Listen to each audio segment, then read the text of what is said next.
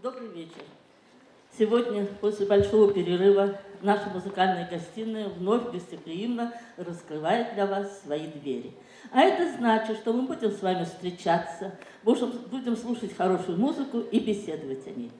Сегодня мы перелистаем некоторые страницы опер русских композиторов.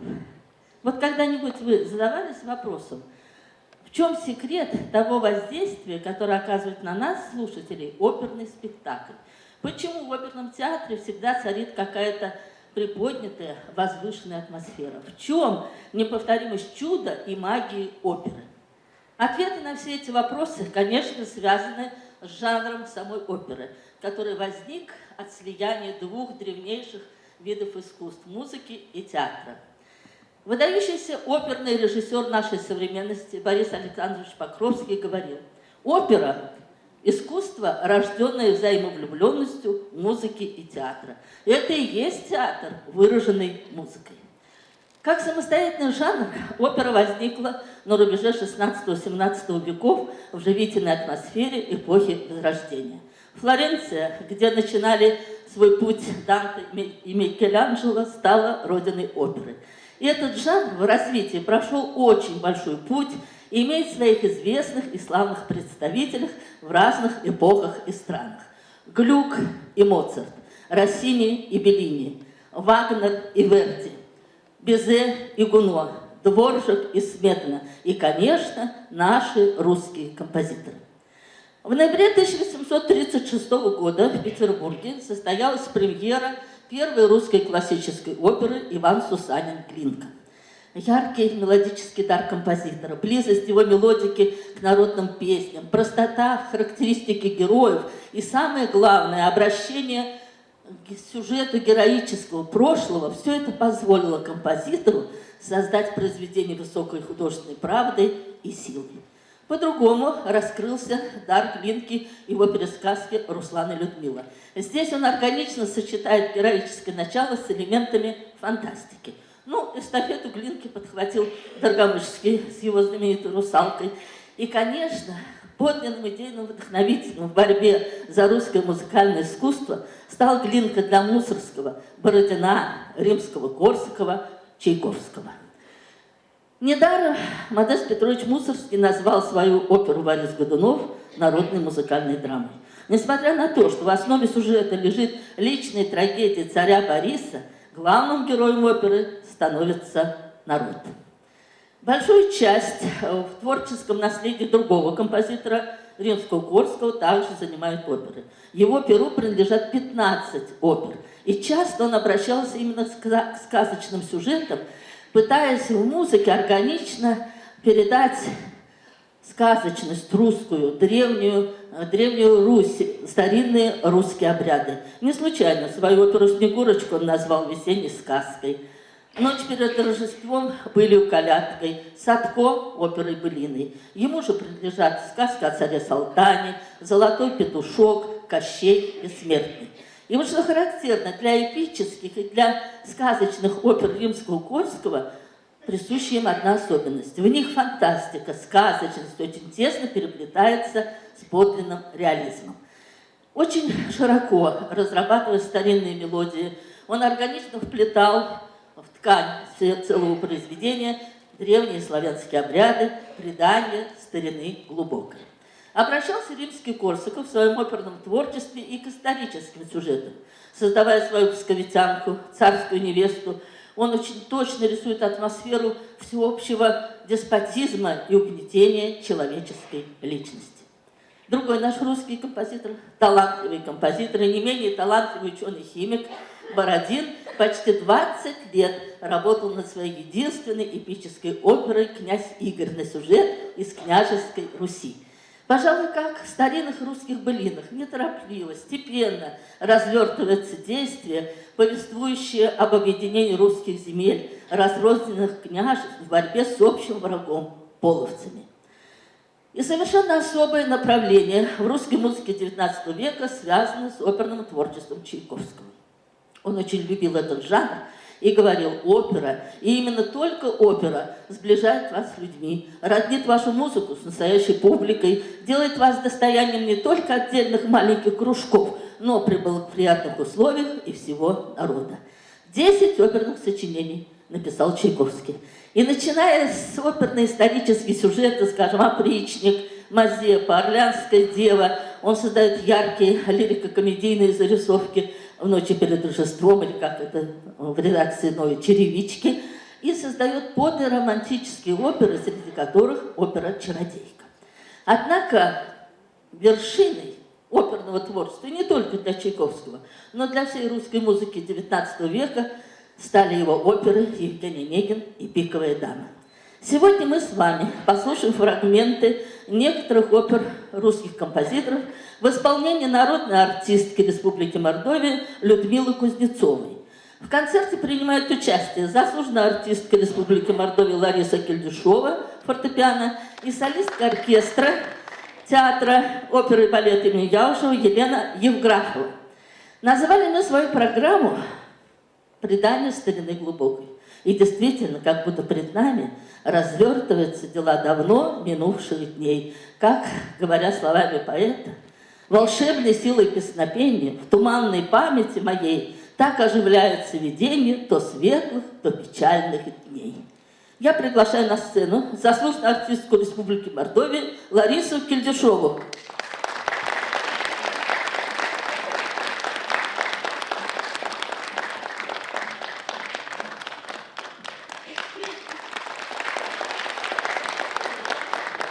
Мусоргский. Вступление к опере «Хованщина». «Рассвет на Москва-реке».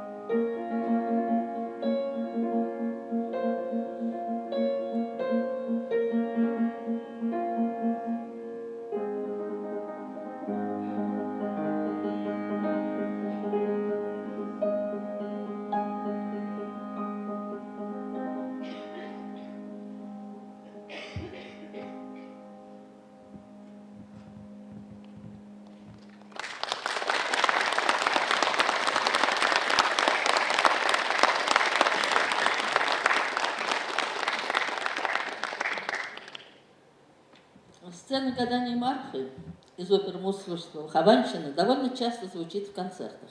Но если посмотреть, какое место она занимает в опере, то сразу становится, насколько важна ее роль в развитии сюжета. Гаданию Марфы в опере предшествует сцена в покоях князя Хованского. Звучит чуточку умиротворенная, спокойная музыка, как передавая по внутреннее состояние героя. Князь уверен в себе и спокоен. Но спокойствие это кажущееся, не настоящее.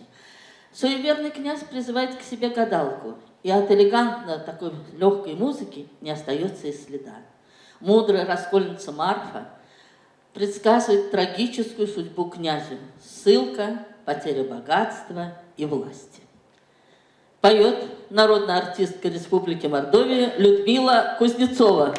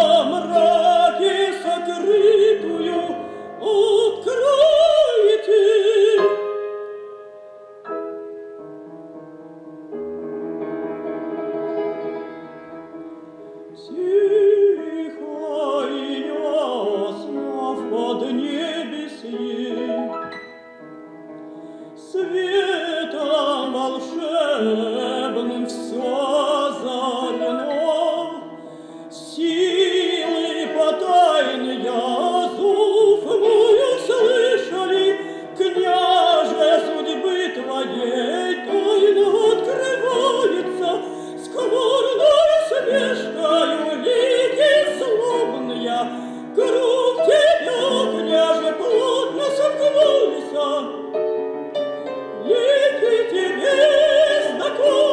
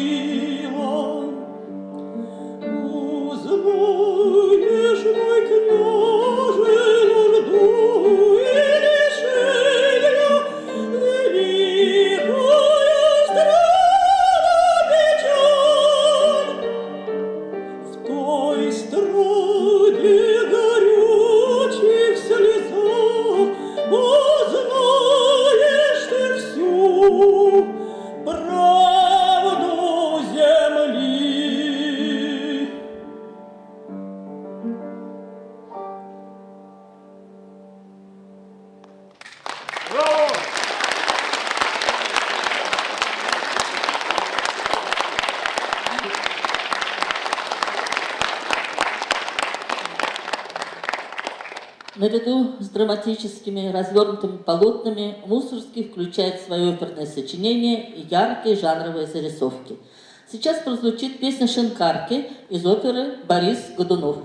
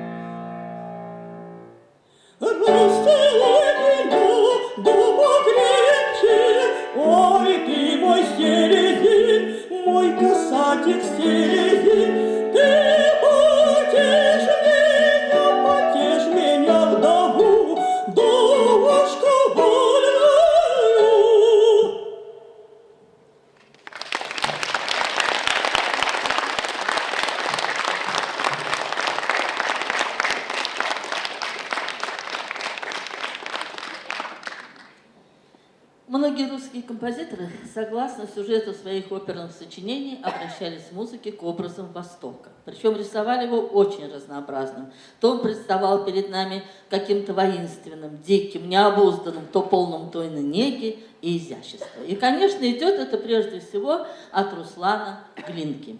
Сейчас в исполнении Елены Евграфовой вы услышите 3 танца волшебных дев Наины, а затем прозвучит ария Ратмира из оперы Глинки «Руслан и Людмила». Молодой Ратмир, направя к югу нетерпеливый бег коня, уж думал пред закатом дня нагнать Русланову супругу. Наш Витязь между черных скал тихонько проезжал и взором ночлега меж дерев искал. Он выезжает на долину и видит замок на скалах, зубчатые сцены возвышает, и башни чернеют на углах. Наш хан вот уж под стеною, его встречают у ворот девицы красные толпою.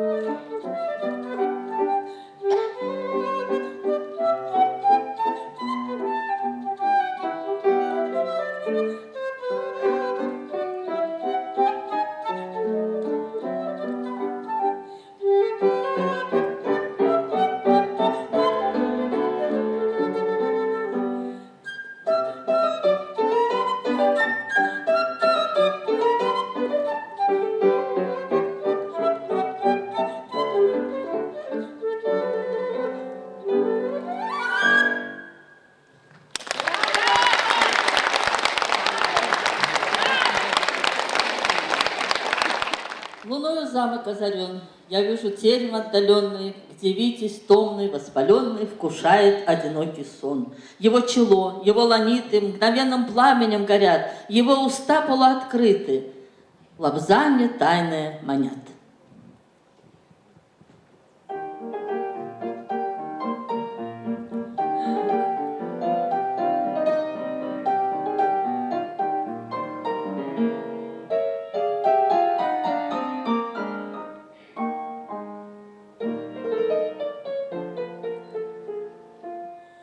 Чудный взор живой любви, будет жар моей крови, слезы жгут мои глаза, негою горят уста. Чудный взор живой любви, будет жар моей крови, слезы жгут мои глаза, негою горят уста.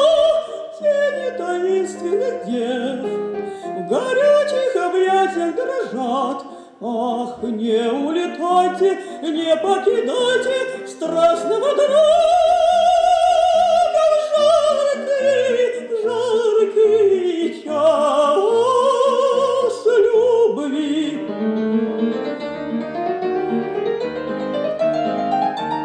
Не улетайте,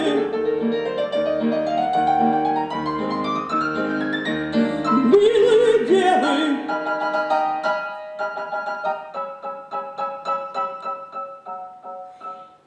Страстный шум живых речей, яркий блеск молодых очей, юных дев воздушный вид мне о былом говорит. Страстный шум живых речей, яркий блеск молодых очей, юных дев воздушный вид мне о былом говорит. Блещет зорницей живой улыбка во мраке ночном, светит любовью былой радостно в сердце моем. Ах, не разлетайтесь, не разбегайтесь, юные девы, милые девы, в жаркий час любви. Чудный взор живой любви будет жар моей крови, слезы жгут мои глаза, негою горят уста. Чудный взор живой любви будет жар моей крови, слезы жгут мои глаза, негою горят уста. Тени таинственных дев горячих лобзаниях дрожат. Ах, не улетайте, не покидайте страстного друга в жаркий час любви. Чудный взор живой любви будет жар моей крови. Чудный взор живой любви будет жар моей крови, слезы жгут мои глаза, негою горят уста, негою горят уста. Чудный взор живой любви будет жар моей крови. Чудный взор живой любви будет жар моей крови, слезы жгут мои глаза, негою горят уста, негою горят уста. Скорей сюда ко мне слетайте, чудные девы мои, скорей сюда ко мне слетайте, чудные девы мои, скорей сюда ко мне слетайте, чудные девы, чудные девы мои.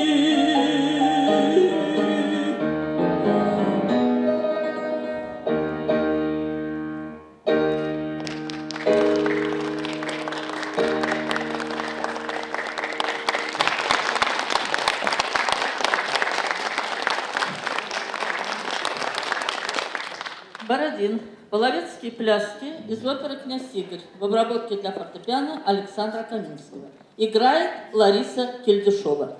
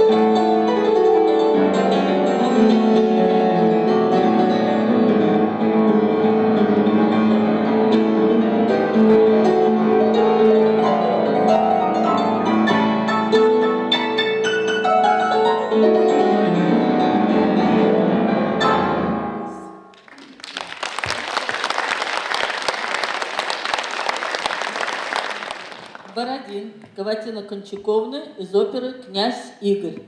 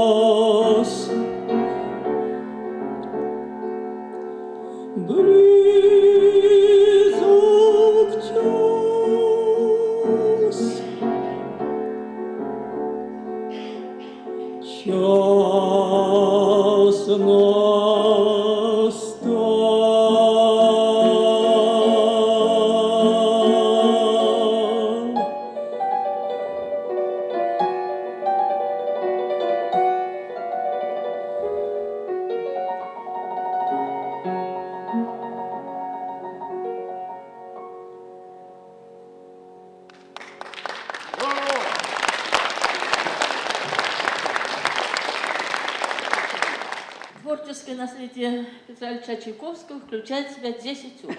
«Опричник» — это третья опера композитора, и написана она на исторический сюжет. Сюжет сводится к следующему. Молодой боярин Андрей Морозов любит Наталью, дочь князя Жемчужного. заклятого врага семьи Морозовых. И желая отомстить за гибель отца, желая побыстрее соединиться с любимой, Андрей решает вступить в опричнину, но скрывает свое решение от матери, потому что гордая боярня Морозова люто ненавидит и царя, и опричнину. Однако мать случайно узнает об этом и проклинает сына. Потрясенный Андрей идет к царю и просит его отпустить из опричнины. Царь соглашается, но ставит условие. Свадьба Андрея и Натальи должна пройти в кругу опричников.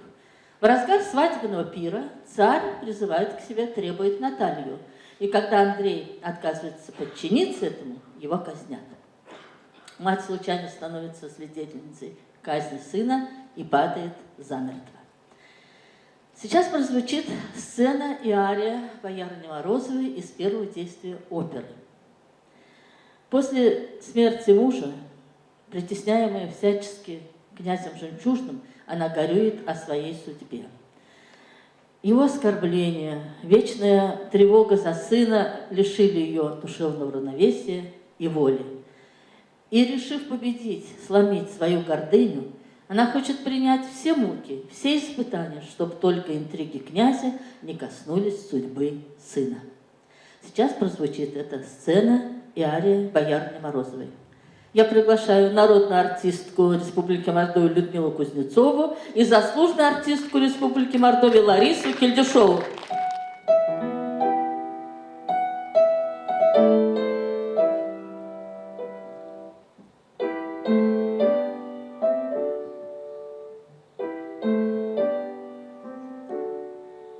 Как не гадай,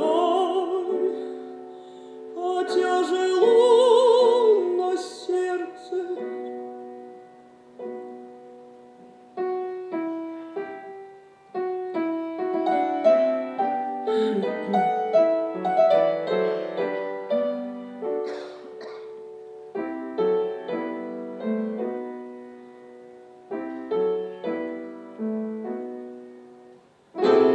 Когда бы не позор, уж так и быть, прикрыла бы камешком на сердце нужду, а и глаз-то некуда девать.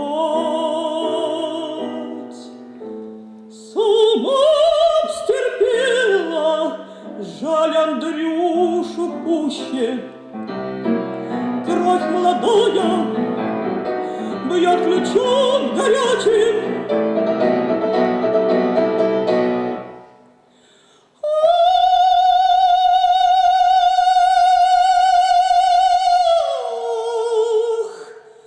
горько, горько мне, как горько мне, горько. Одинокой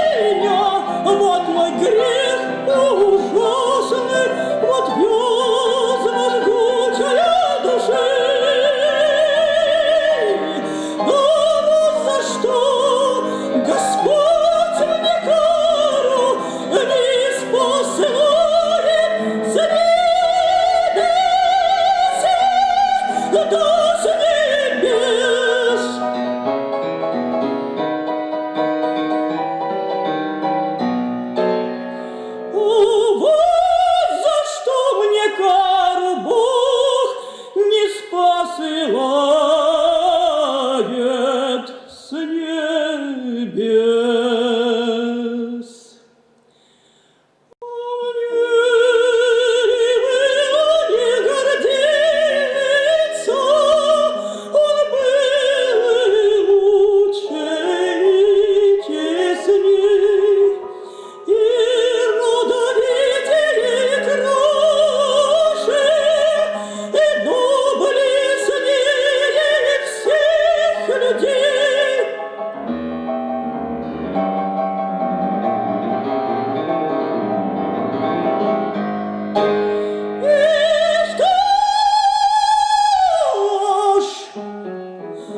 Забыв его щедроты, над прахом дорогим глумясь, презренный, жалкий и жестокий, меня гнетет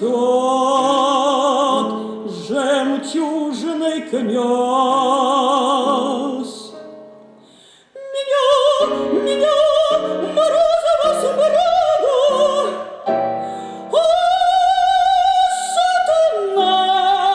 опять ты мне смущаешь душу. Нет, смирюсь. Нет, о Господь, своей десницей покорует.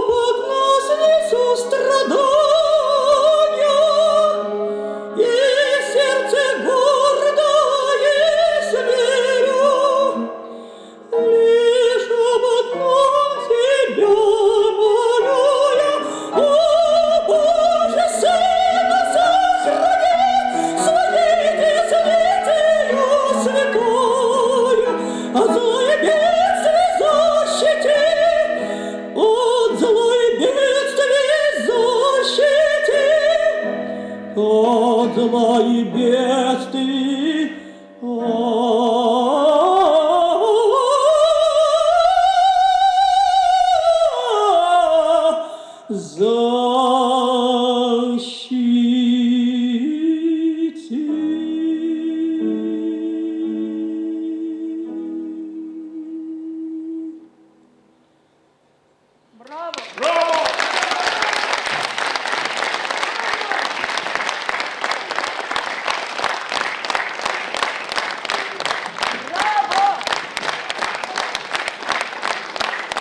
В небольшом русском городке Тихвине стоит красивый старинный особняк, а в нем дом-музей нашего замечательного русского композитора, настоящего музыкального сказочника Николая Андреевича Римского-Корсакова.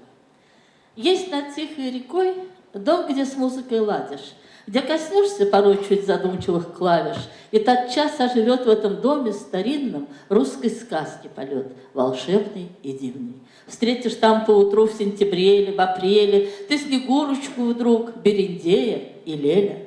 Хорошо в доме том, сказка родину знает, и Снегурочка в нем никогда не растает.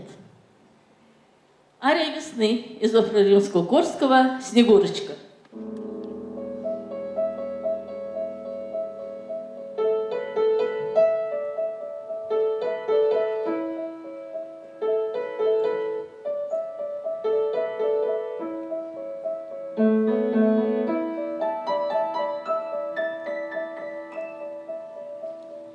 Золь весенних цвет душистый белизну твоих ланит. Белой лунды жадыш чистой томной негой озарит. Борской спеси бархат алый опушит твои уста, даст улыбку цветик малый, незабудка красота.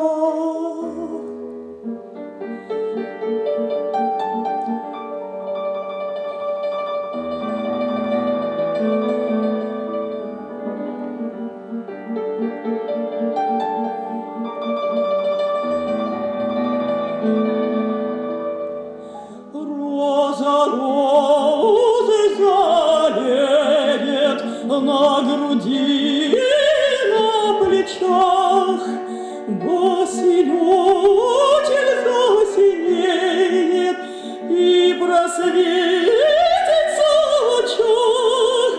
Кашки меды заспалятся чарованием ума. Незаметно проберется душу липкая дрема. Незаметно проберется в душу липкая дрема.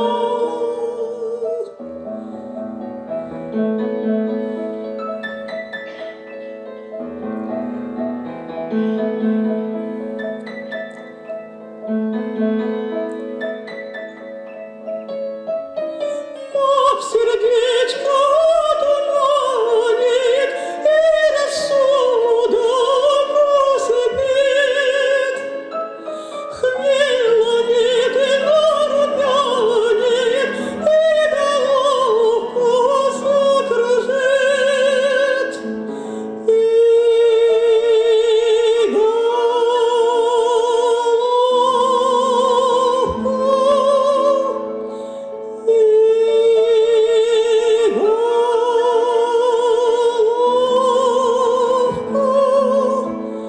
И головку закружит, закружит.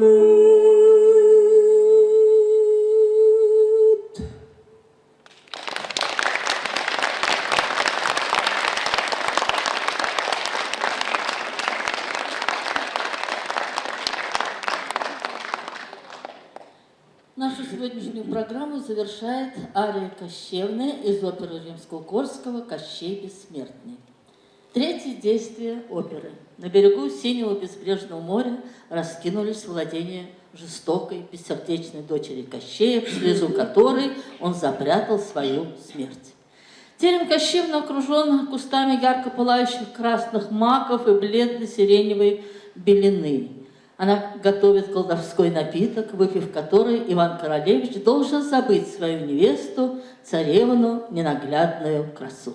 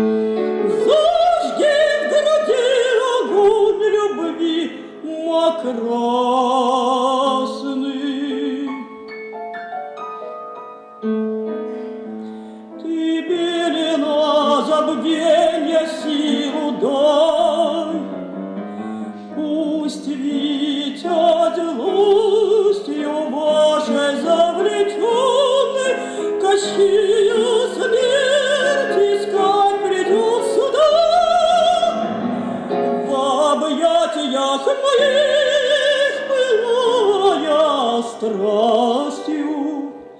Пусть он найдет забвение навсегда, тебя испит до дна чарующей струей, налитый до краев мой кубок золотой, испил до дна мой кубок, кубок золотой.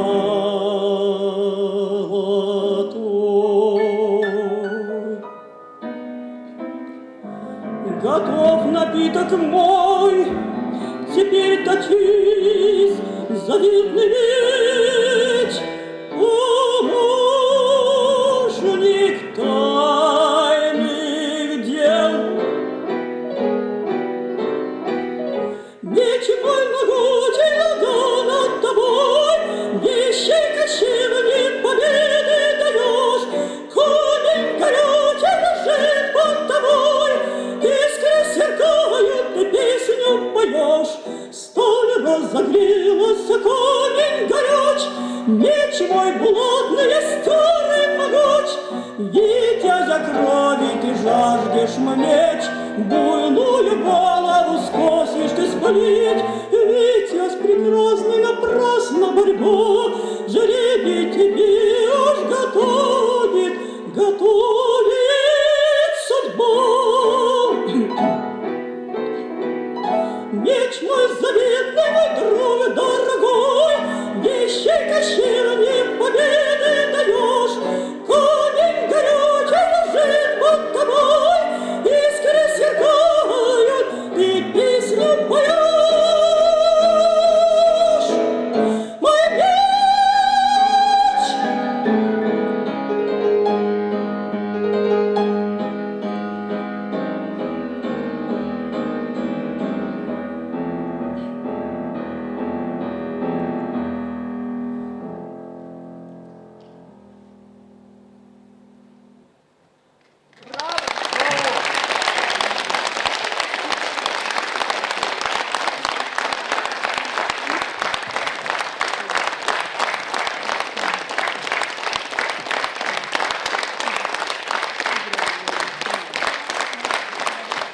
Ну что ж, дорогие друзья, наш первый вечер музыкальной гостиной подошел к концу. Мы ждем вас 17 декабря на концерте солистки Мордовской государственной филармонии скрипачки Людмилы Круг и лауреата международных конкурсов гитариста Александра Авдонина. Всего вам доброго.